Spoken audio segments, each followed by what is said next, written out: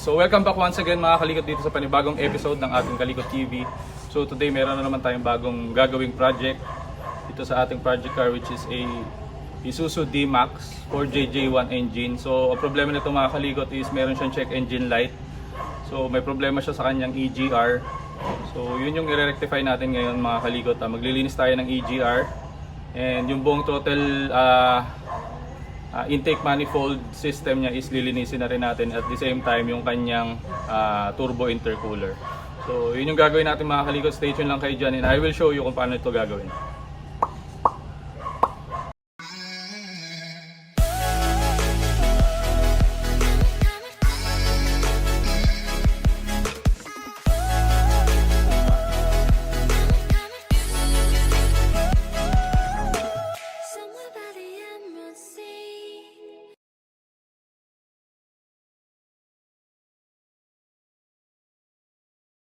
So you can see, nandito tayo sa loob ng ating ISUZU Dmax. So as you can see, meron tayong check engine light.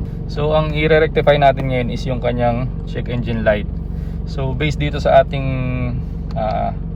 scanner, meron siyang fault sa kanyang EGR valve. Sinubukan natin siyang i-reset, but unfortunately mga kalikot is bumabalik yung ating check engine light and yung ating EGR fault. So ang gagawin natin dito is i-pull out natin yung ating intake manifold system and yung ating EGR valve, and susubukan natin siyang linisin and let's see kung mare-rectify nun yung issue.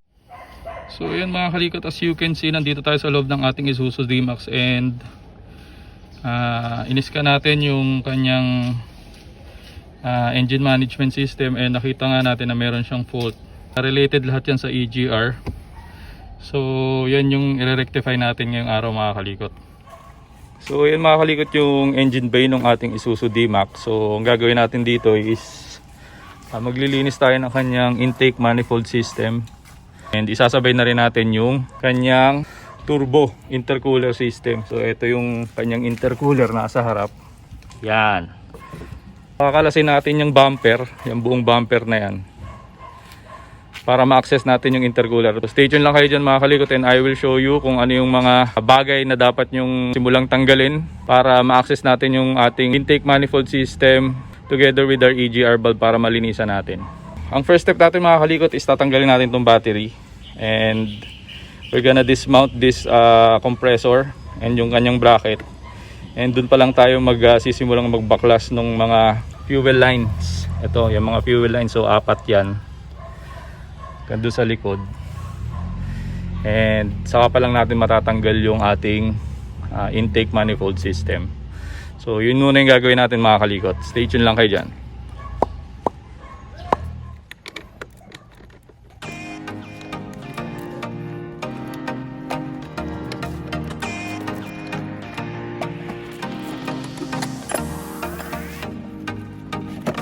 Next step natin is tatanggalin na natin tong ating compressor assembly.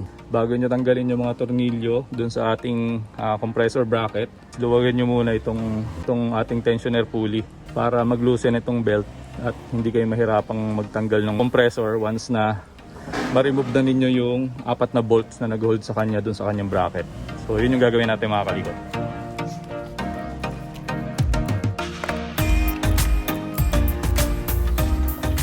So ayan mga kalikot, once na maluwagan nyo na yung ating tensioner, pwede nyo nang tanggalin yung belt. Yan.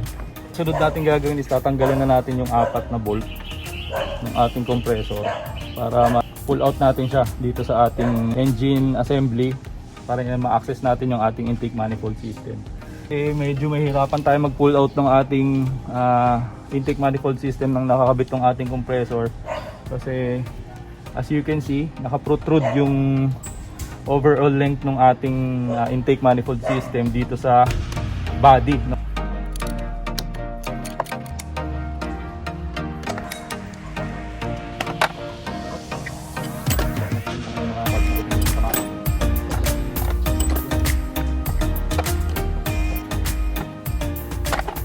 So ayun mga kalikot, tatanggal na natin yung ating bracket, yung ating compressor. So we're gonna start to disassemble yung ating intake manifold system. So gagawin natin dyan mga kalikot is una, tatanggalin muna natin itong intake duct ng ating intake manifold para makagalaw tayo ng maayos dito para mas maging maluwag. And then isusunod na natin tong ating mga fuel lines. So as you can see mga kalikot, ito siya, 4 yan. So ang tip dito mga kalikot, pag nagkalas kayo nitong mga fuel injection na to, tandaan ninyo or wag ninyo paghalu-haluin yung mga hoses, ito mga flexible hoses na yan, para mamaya hindi tayo mahirapan magbalik.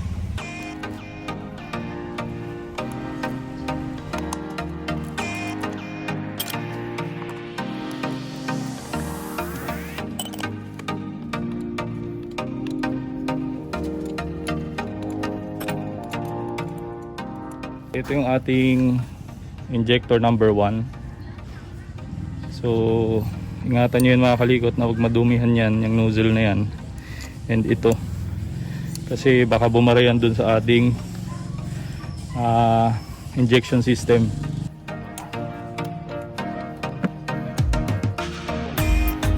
Ito yung ating injector 2. So itong tinatanggal natin mga kalikot is yung ating electronic throttle body.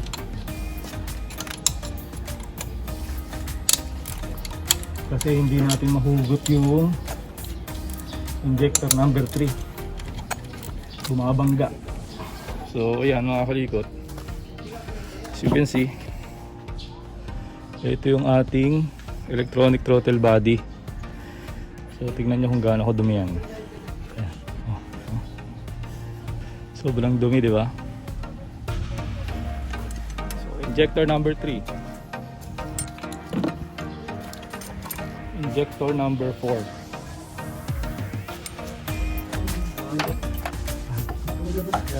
So mga kalikot, ito yung ating EGR. So ito yung ating EGR valve, ito yung ating EGR manifold.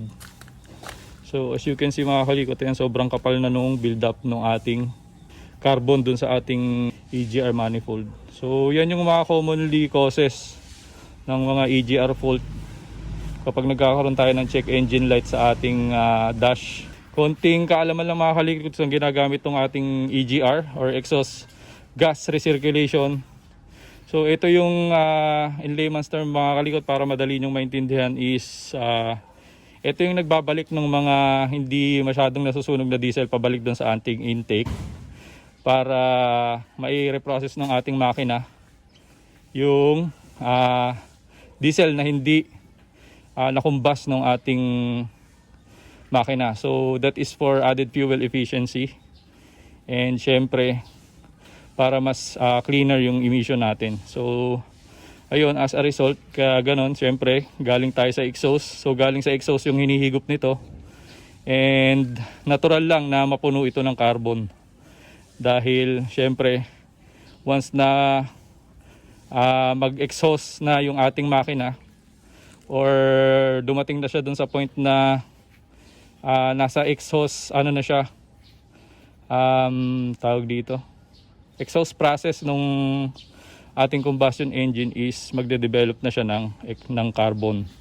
So yun yung nahihigop nito, kaya kumakapal yung ating build up dito sa ating EGR manifold and dun sa ating intake manifold. Kaya from time to time, syempre meron tayo dyan preventive maintenance schedule na ginagawa para syempre hindi magka-problema yung mga electronic parts ng inyong sasakyan, gagaya nitong ating EGR.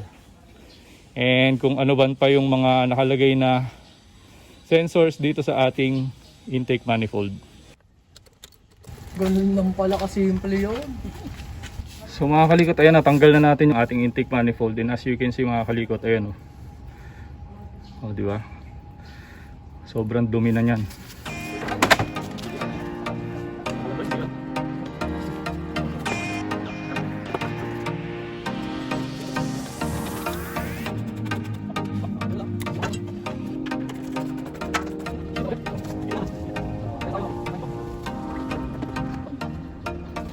Tignan nyo yung air intake nito mga kalikot, oh. May turbo, diba? Galing ano.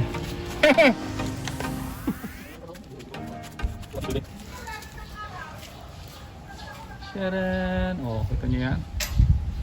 Yan ang langis na sinasabi.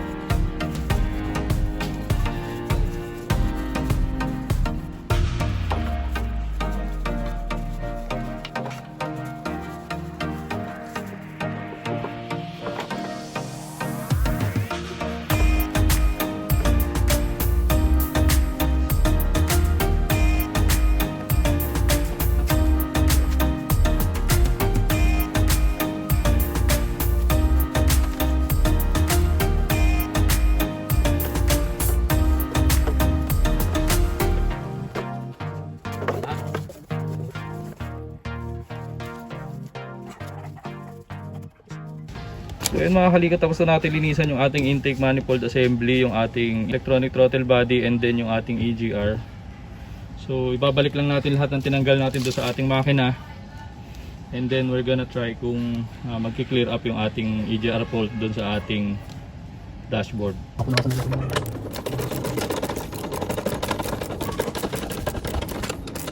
Ayan mga kalikot, naibalik na natin yung mga parts ng ating engine na tinanggal natin kanina. And let's try kung na-rectify natin yung EGR fault ng ating ISUZU Dmax. So ayan mga kalikot, after natin ma-install yung mga parts ng ating makina, yung mga tinanggal natin kanina, nag-perform ulit tayo ng scanning dito sa ating sasakyan, and same dun sa previous na scan natin yung lumabas na mga fault. So we're gonna try to clear these fault codes, and let's see kung maka-clear out na natin yung ating EGR fault. So clear codes. Yes. Okay. So as you can see mga kalikot, ayan, codes are cleared. So na-cancel na natin yung EGR fault ng ating ISUZU Dmax. So pag nag-read codes tayo dyan,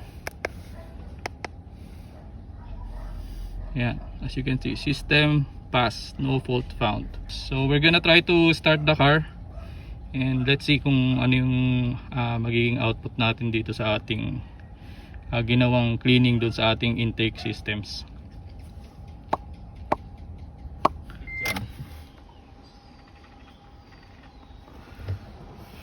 And we're going to start the engine.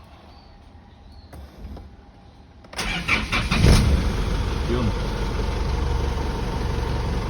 So as you can see mga kalikot, wala na yung ating check engine light dun sa ating instrument cluster panel. So there it is once again mga kalikot, tatapos na naman tayo sa isang napakagandang episode ng ating Kalikot TV, and I hope nakatulong itong episode ito sa inyo mga kalikot. Kung nagustuhan mo itong episode na ito mga kalikot, don't forget to like it, and syempre kung nakatulong ito sa inyo, don't forget to share it to others para makatulong din ito sa kanila. And syempre kung bago ka dito sa ating Kalikot TV mga kalikot, don't forget to subscribe para mas lalo kang maging updated dun sa mga panibago pang videos na ilalabas natin dito sa ating Kalikot TV. And one more thing mga kalikot, meron tayong Auto Kalikot group sa FB. You can share your insights about your car repairs and DIYs dun sa group tayo para makatulong ito dun sa ating mga members. So until next time mga kalikot, paalam!